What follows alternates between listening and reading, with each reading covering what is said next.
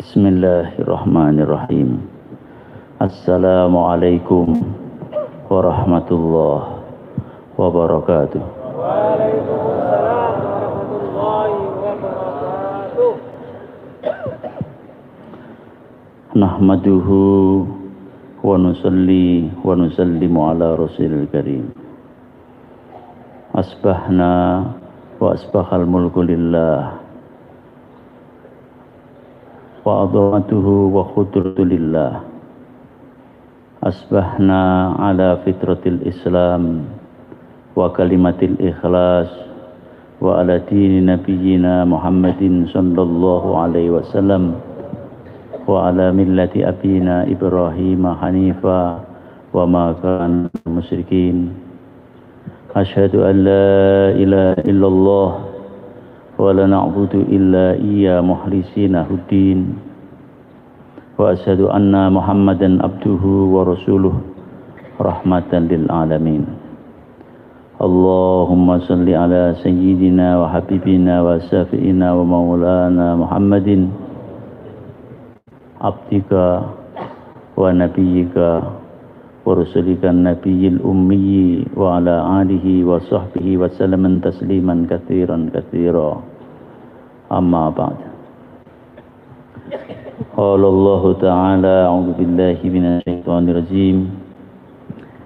Ya ayyuhalladzina amanu taqullaha wa qulu qawlan sadida yuslih lakum a'malakum wa yaghfir lakum dzunubakum wa may yuti'illaha wa rasulahu faqad faza fawzan nadzima.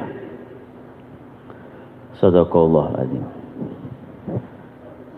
Jamaah sekalian yang dimuliakan Allah Subhanahu wa taala.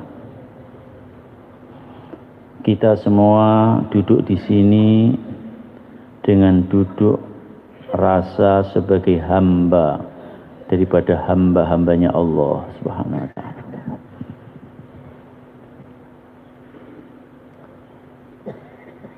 Syekh Imam Said Imam Al-Faruqi As-Sirhindi beliau mengatakan derajat tertinggi seseorang di sisi Allah adalah derajat kehambaan.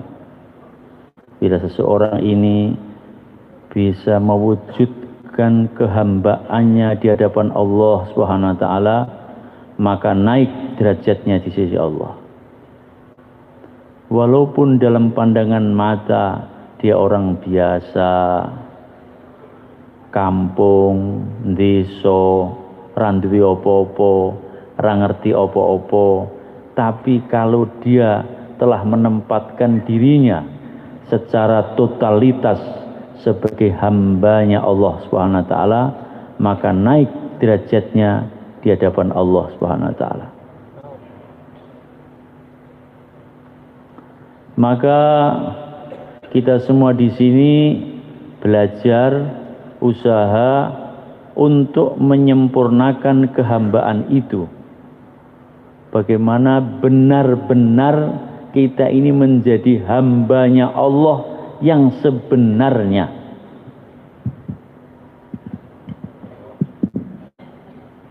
Sampai kita berharap datang seruan kepada setiap diri kita nanti, Fadkhuli ibadi fadkhuli jannati. Masuklah engkau dalam golongan hamba-hambaku, masuklah engkau dalam surgaku. Jadi kita ini dalam satu upaya perjuangan untuk melamar agar diterima sebagai seorang hamba. Hamba itu budak. Budak itu tidak punya apa-apa. Mekut snihihe, aku tidak punya apa-apa. Diriku ini bukan milikku, diriku ini miliknya Tuanku, itu bagi seorang hamba. Maka demikianlah kita dimulia, diri kita bukan milik kita. Diri kita milik siapa? Allah. Diri kita milik Allah, hidup kita milik Allah, waktu kita milik Allah. Hakikat segala-galanya yang ada di kanan kiri kita bukan milik kita, semua milik Allah SWT. Anak, istri, jabatan, harta, benda, semua bukan milik kita, semua adalah milik daripada Allah SWT. Kita ini cuma dapat amanah untuk memanfaatkannya, untuk mengelolanya, dan pengelolaan itu pun tidak boleh menurut diri kita. Pengelolaan itu pun juga harus sesuai dengan kehendak perintah pemiliknya, yaitu Allah SWT. Seorang suami tidak boleh ngatur istri menurut kemauannya, nafsunya, pikirannya sendiri, tidak boleh. Seorang suami ngatur istri menurut perintah daripada pemilik dia, yaitu Allah. Orang tua nggak boleh ngatur anak-anak menurut sakarepnya dia, tidak boleh. Hak asasi to anak-anakku dewe, iki uyuh-uyuhku dewe. La ilaha illallah. Ini bukan anak kita. Ini hakikatnya milik siapa? Allah yang diamanahkan kepada kita. Bagaimana kita mengelolanya, mengaturnya, menjaganya sebagaimana perintah Allah atas diri kita kepada anak sebagai orang tua. Demikian juga kalau diteruskan, ini rumah bagaimana dijaga, dipelihara, bukan semaunya omahku, sakarep-karepku toh. Akhirnya rumahnya dibuat seperti bioskop.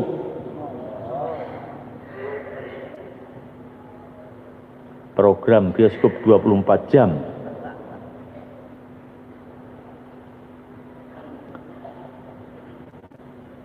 Pengelolaan rumah bagaimana menurut perintah daripada yang mengamanahinya, yaitu Allah SWT. Dan cara pengelolaan, pengaturan, penjagaan, pemeliharaan itu hari mulia, semuanya telah dicontohkan dalam kehidupan suci Nabi Agung Muhammad Sallallahu Alaihi Wasallam.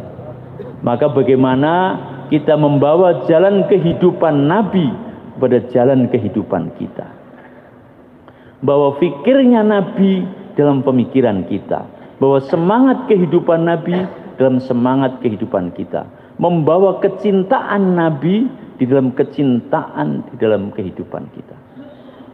Bagaimana membawa kaifiah kehidupan Rasulullah SAW dalam kehidupan kita. Maka menjadi usaha perjuangan kita hari mulia untuk senantiasa usaha, ikhtiar dan doa agar kita dapat tetesan kehidupan Nabi dalam kehidupan kita. Ya Allah, teteskanlah pemikiran kekasih-Mu dalam pemikiran kami, keluarga kami, anak keturunan kami sampai hari kiamat, dan manusia di seluruh alam sampai hari kiamat. Ya Allah, ya Allah, teteskanlah makrifat, iman yakin yang dulu telah Engkau berikan kepada kekasih-Mu Muhammad sallallahu alaihi wasallam dan para sahabatnya ke dalam diri kami, keluarga kami, anak keturunan kami sampai hari kiamat, manusia dan jin seluruh alam sampai hari kiamat. Bagaimana kita akan doa mohon kepada Allah dapat tetesan keyakinan yang dulu Allah telah berikan kepada Rasulullah dan para sahabatnya.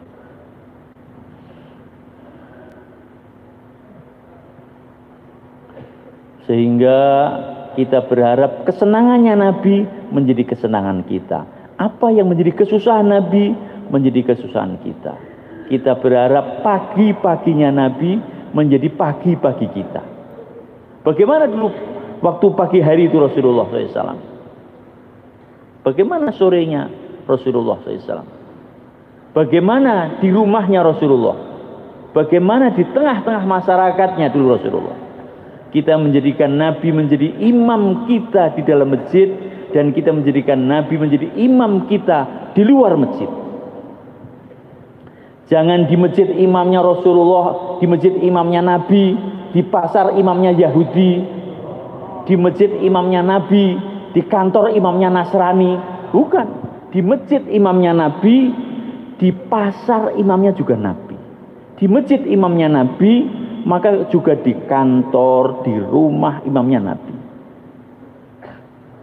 Kita telah menjadikan Rasulullah Shallallahu Alaihi Wasallam menjadi uswah dan qudwah, contoh dan toladan di dalam kehidupan, menjadi cerminan di dalam kehidupan kita.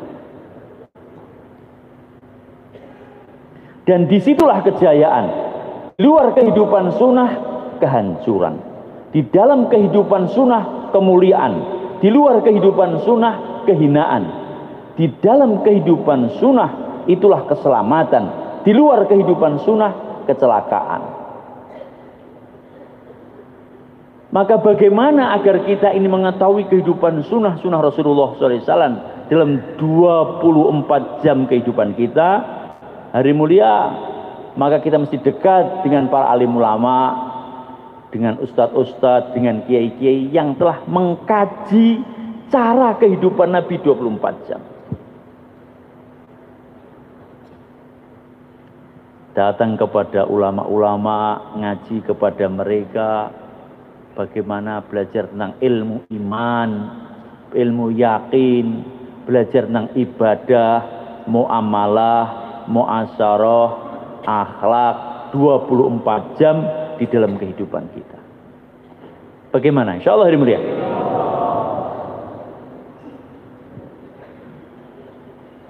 Rasulullah telah dihantar oleh Allah SWT sebagai rahmatan lil alamin, dan Rasulullah sekarang telah kembali kepada Allah.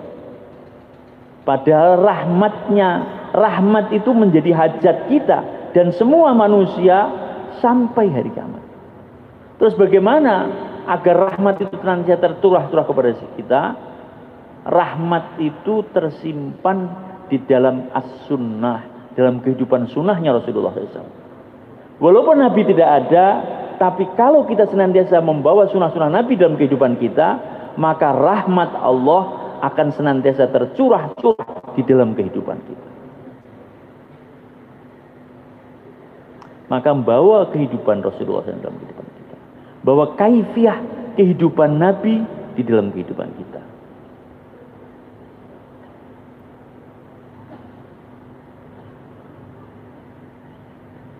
Untuk kaifiah kehidupan Nabi itu hari mulia, maka setidak-tidaknya ada dua.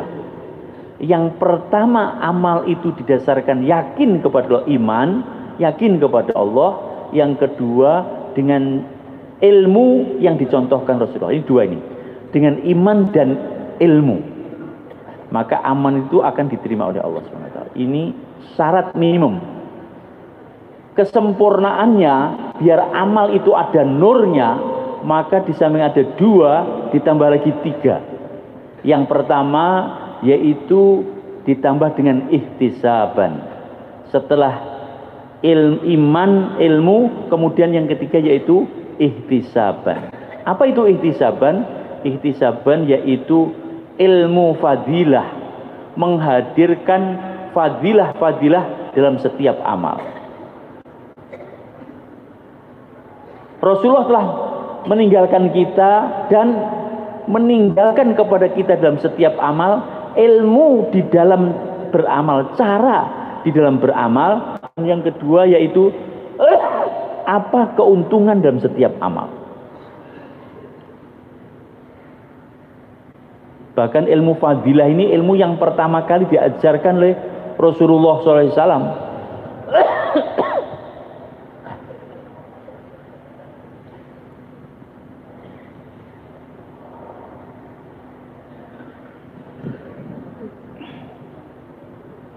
Rasulullah mengatakan, "Sholu kama ra'aitumuni usolli." Salatlah sebagaimana engkau melihat aku salat. Maka tata cara bagaimana masailnya salat dipelajari. Datang kepada ulama-ulama, datang bagaimana cara salat yang benar. Kemudian yang kedua yaitu kita mempelajari fadhailnya salat. Siapa yang dia sholat berjamaah 27 kali derajat lebih baik daripada sholat sendiri. Siapa yang dia bersuci daripada rumahnya kemudian berjalan ke masjid, maka satu langkah akan menggugurkan dosa, satu langkah akan menaikkan derajatnya.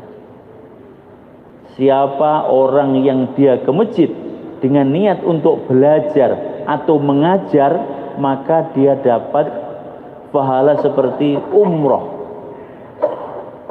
Ini fadilah-fadilah di dalam setiap amal. Lah, kalau fadilah itu diyakini hari mulia, maka kita akan mendapatkan apa yang menjadi keyakinan itu.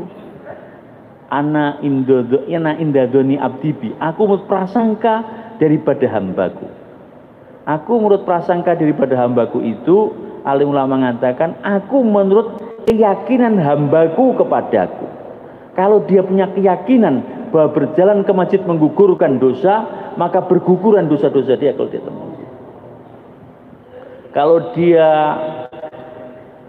meyakini bahwa sholat akan mendatangkan keberkahan kepada rizki, maka dia sholat dan dia akan dapat keberkahan rizki dalam kehidupannya.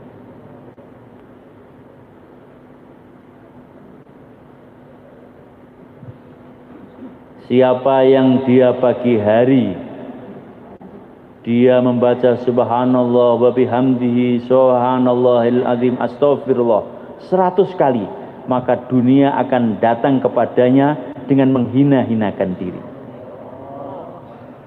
Maka ini dibaca dan diyakini bahwa ini zikir ini akan menjadi sebab dunia akan tunduk merunduk datang kepada kita. Lah kalau dia meyakini demikian, maka apa yang dia yakini itu akan diwujudkan oleh Allah kepadanya.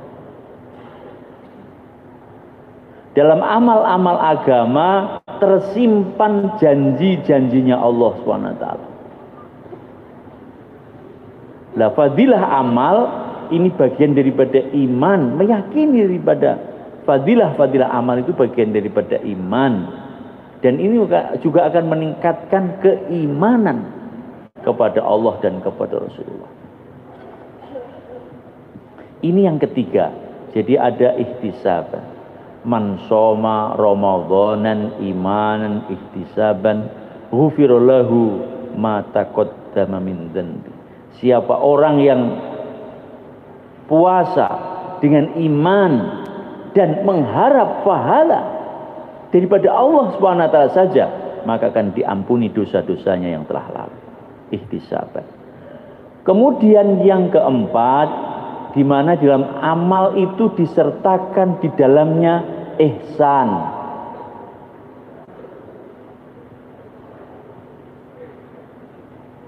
Tidak hanya sholat, dalam seluruh amal, di mana menyertakan ihsan di dalamnya. Sholat, puasa, zakat, sedekah, silaturahmi, pokoknya amal-amal kebaikan, bagaimana ada ihsan di dalamnya. Apakah itu ihsan? Anta'budallaha ka'annaka tarahu fa illam yakun tarahu fa innahu yaraka. Di mana kamu beramal seakan-akan kamu lihat kepada Allah, kalau tidak yakin bahwa Allah melihat kamu. Lah ihsan itu, derajat ihsan itu akan datang hari mulia dengan zikir kepada Allah. Maka bagaimana diajarkan kepada kita untuk menjaga zikir pagi petang, istighfar, sholawat, tasbihat 100 kali pagi, 100 kali petang, ini dijaga. Kemudian doa-doa masnun, doa makan, doa tidur, naik kendaraan, turun kendaraan, masuk kampung, masuk toilet, keluar toilet, ini doa-doa masnun. Ini doa-doa kalau dijaga, maka nanti akan naik seseorang itu kepada derajat ihsan, di mana dia akan senantiasa ada ta'aluk dengan Allah Subhanahu wa taala, akan ada rasa diawasi, dilihat, disertai oleh Allah Subhanahu wa taala. Sampai akhirnya datang ma'iyatullah, rasa kebersamaan dengan Allah Subhanahu wa taala. Allah melihat aku, Allah bersama aku, Allah menolong aku, Allah merahmati aku. Sahal bin Abdullah Al-Tusturi ketika umurnya baru 4 tahun 5 tahun, dia diajari sama pamannya, ojo turu-turu kowe yo sadurunge kowe muni ngucapne nyanggoni atimu, Allah melihat aku, Allah bersama aku, Allah menolong aku, Allah merahmati aku. Ini Sahal bin Abdullah itu dia senantiasa mengucapkan itu ketika mau tidur. Dan ternyata ini anak kecil ini bukan mau tidur saja, bahkan setiap waktu di dalam hatinya selalu begitu. Allah melihat aku, Allah bersama aku, Allah menolong aku, Allah merahmati aku, sampai dia merasakan kelezatan zikir dan kebersamaan dengan Allah SWT, sehingga akhirnya dia menjadi orang alim dan walinya Allah. Dan hari mulia ini ternyata bukan hanya amal anak kecil, ini anak-anak yang berjenggot boleh juga ini mengamalkan. Anak-anak berjenggot dan anak berjenggotnya sudah putih begitu, dalam hatinya bagaimana senantiasa diamalkan, dirasakan, Allah melihat aku, Allah bersama aku, Allah menolong aku, Allah merahmati aku. Bagaimana? Insya Allah hari mulia.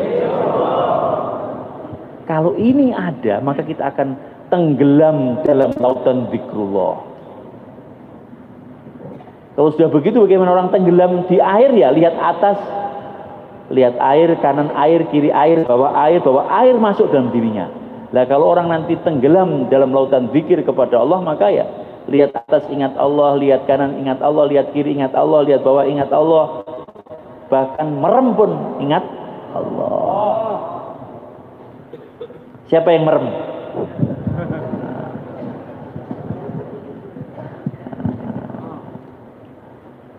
Alladzina yadhkurunallaha qiyaman wa qu'udan wa 'ala junubihim. Senantiasa mengingati Allah dalam keadaan berdiri, duduk dan berbaring. Zikir merupakan pintu kejayaan untuk mendapatkan ihsan, derajat ihsan. Maka kita latihan bagaimana meningkatkan kualitas zikir kita. Bagaimana? Insya Allah hari mulia. Tidak usah banyak-banyak zikirnya itu, sekurang-kurangnya setiap hari 24 jam saja.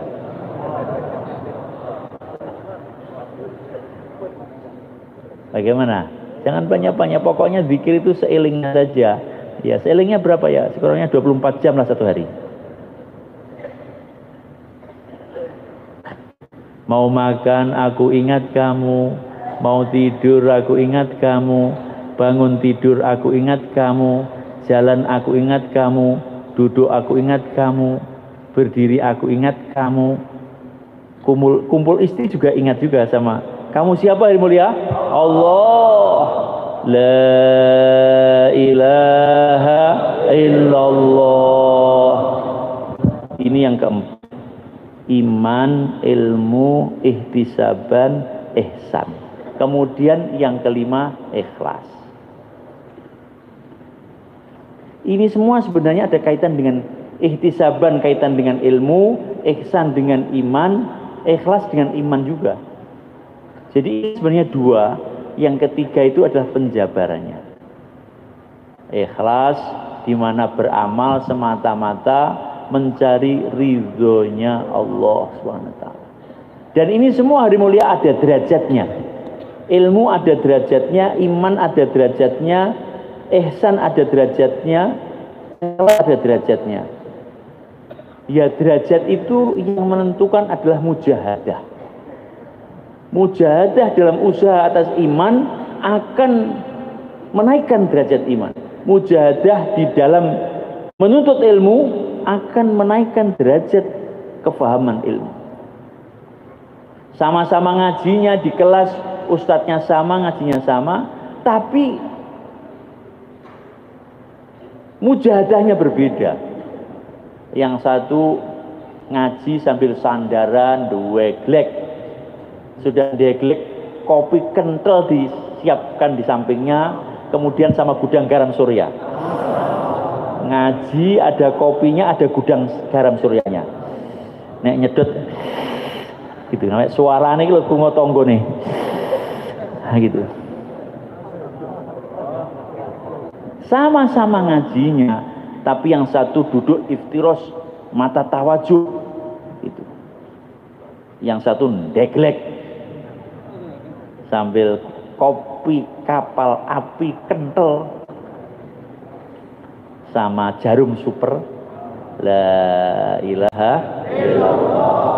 Akhirnya beda, karena mujahadah dalam menuntut ilmunya beda, dapatnya beda. Satu keluar dari pondok jadi orang alim, santrinya banyak. Yang satu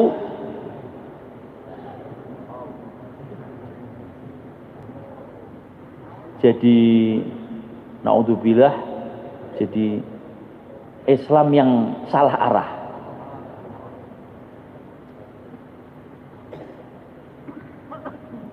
Atau mungkin memutar balikkan dalil untuk kesenangannya.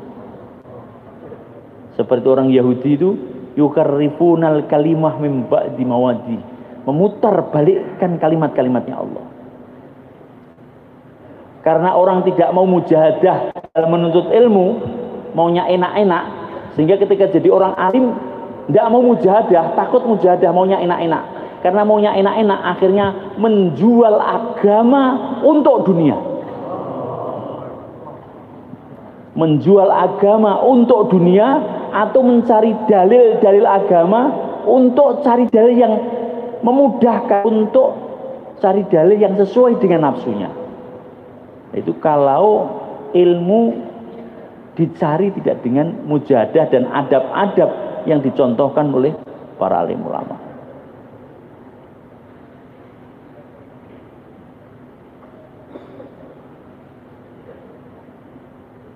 Ada satu anak santri Temboro ini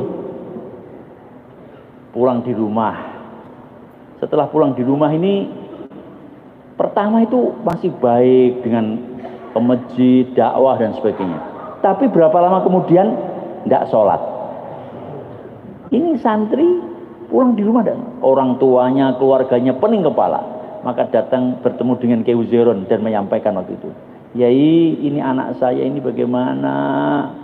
Dulu mondok di sini ngaji, kok tapi kemudian sekarang sudah nggak sholat lagi gitu. Maka akhirnya ditanya sama Kiai Uzairon, kamu itu amalannya apa? Saya punya guru di satu tempat, ada amalan. Amalnya apa? Zikir apa? Allah, zikirnya Allah. Loh, ini zikirnya juga sama ini dengan zikirnya orang-orang ahli tarekoh, Allah. Terus ditanya lagi sama Pak Kiai, itu gurumu itu bagaimana? Keadaannya bagaimana? Gurunya itu ternyata tidak pernah sholat.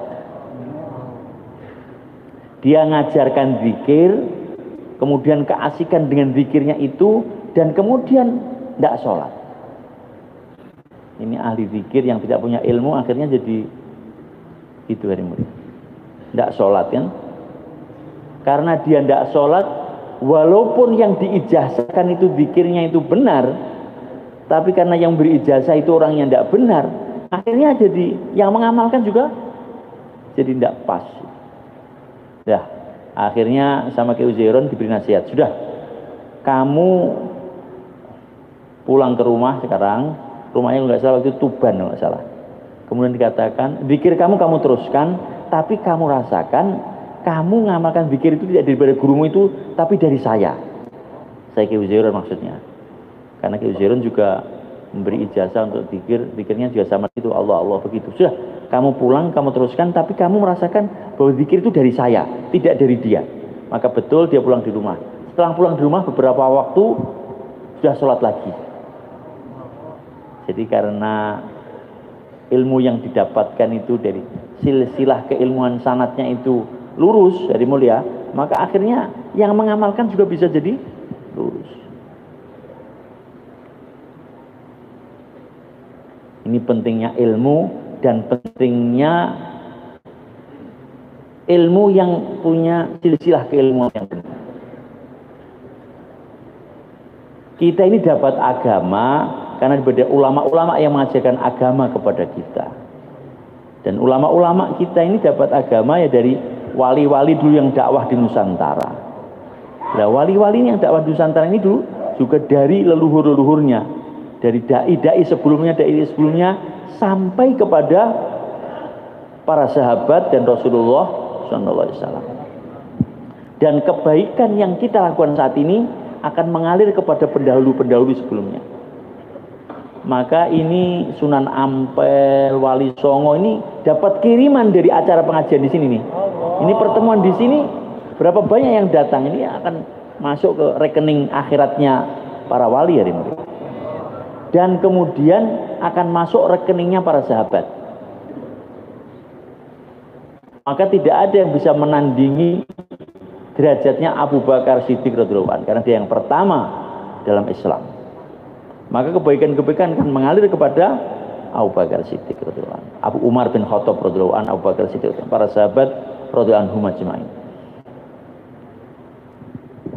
Dan hari mulia, kebanyakan kita ini di dalam dakwah ini orang-orang baru, orang-orang pertama di keluarga-keluarga kita.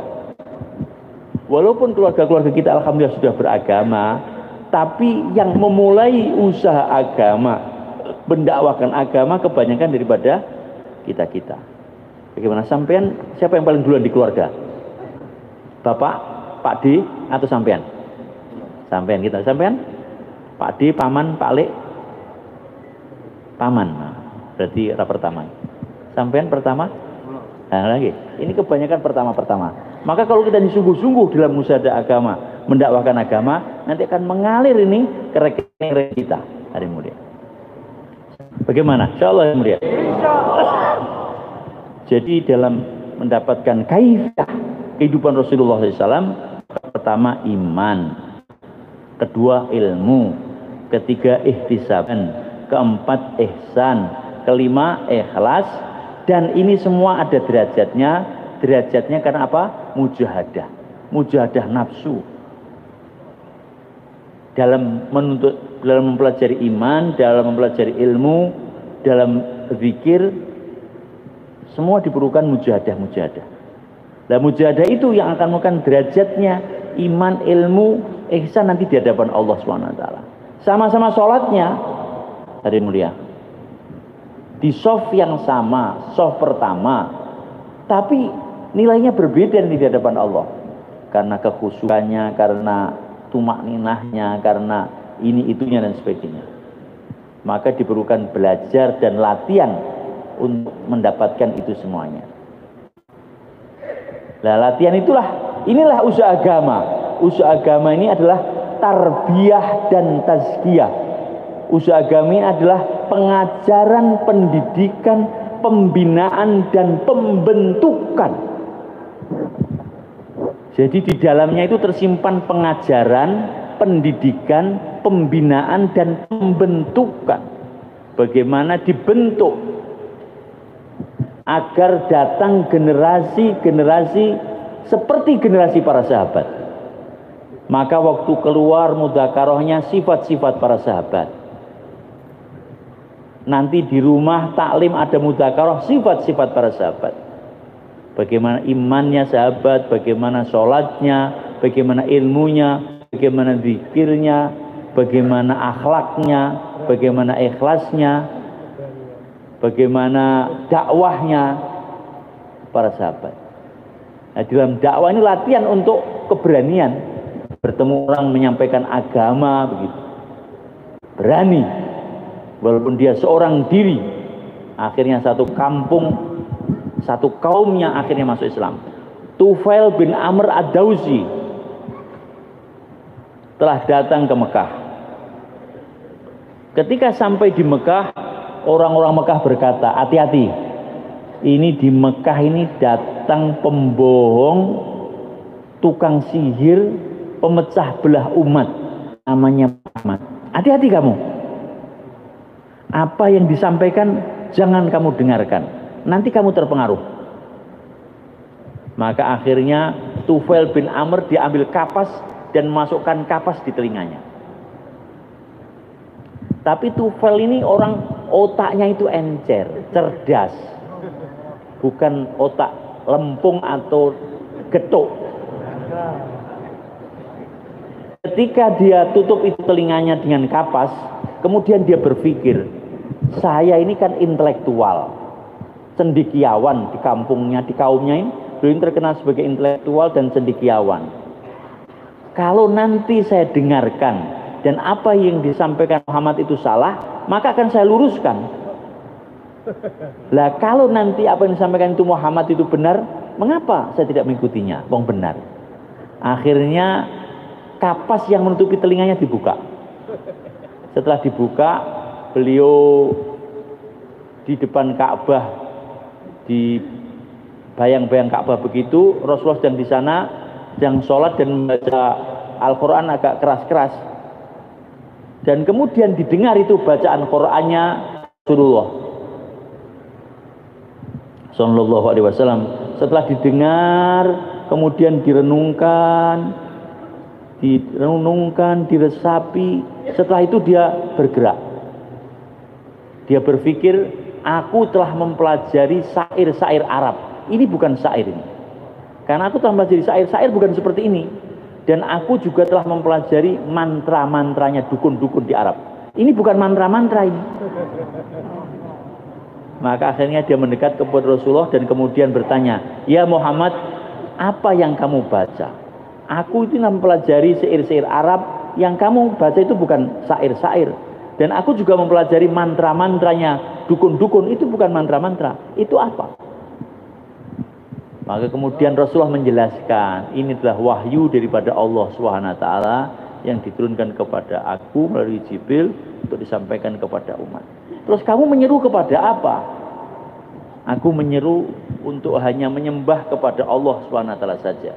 Mendirikan sholat, menyambung tali silaturahmi, kemudian mengajak kebaikan, meninggalkan zina, ini itu dan disampaikan.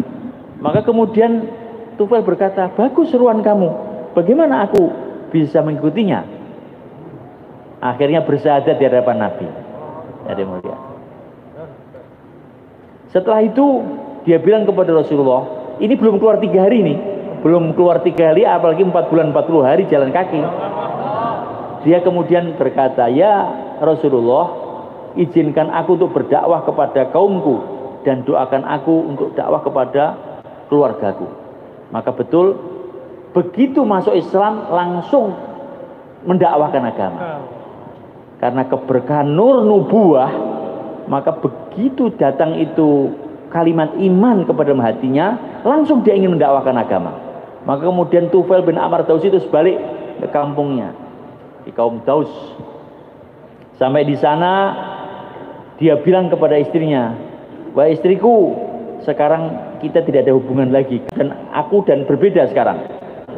Kata dia, mengapa begitu? Kata istrinya, iya, karena kamu menuhankan Tuhan daripada batu-batu, kayu-kayu, sementara aku menuhankan hanya Allah SWT saja.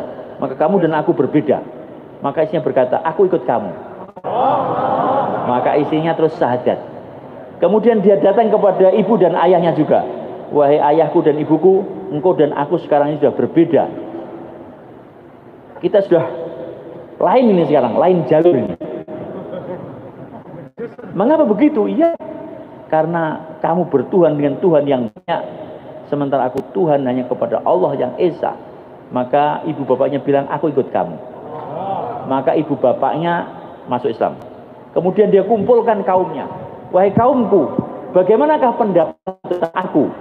Maka kaumnya berkata, kamu adalah sebaik-baiknya orang di antara kami. Kamu orang yang paling baik, kamu akhlaknya paling baik, kamu tokoh kami, ini itu dan sebagainya. Kemudian Tufail berkata, sekarang aku dan kamu telah putus. Mengapa begitu? Iya, karena aku menuhankan hanya Allah yang Esa saja, sementara punya Tuhan yang banyak. Maka kaumnya berkata, ya itu terserah kamu. Istri dan keluarganya ikut sama dia karena berada di bawah tanggung jawabnya Tufail. Tapi kaumnya mengatakan itu terserah kamu, urusan kamu sudah, terserah kamu. Maka akhirnya dia meninggalkan kaumnya dalam keadaan marah. kemudian datang kepada Nabi dan berkata, "Ya Rasulullah, doalah kepada Allah agar kaumku diazab oleh Allah." Karena dia menolak daripada seruan dan dakwahku kepada kebenaran. Maka kemudian Rasulullah, beliau berdoa, "Ya Allah, berilah hidayah kepada kaumnya, kaum Daus, ya Allah, berilah hidayah kepada mereka." Jadi diminta doa untuk keburukan, Rasulullah doakan untuk hidayah. Ini jadi tertib dari mulia, tertib dalam dakwah. Penanggung jawab itu jangan mudah kobong. Kalau dapat berita panas provokasi, jangan kemudian terbakar dan kemudian marah, tanduknya keluar. Oh, banyak ajar Bang Kui. Moga-moga yang sabar. Tidak boleh begitu, tapi didengarkan kemudian doa kebaikan. Bagaimana? Insya Allah dimuliakan.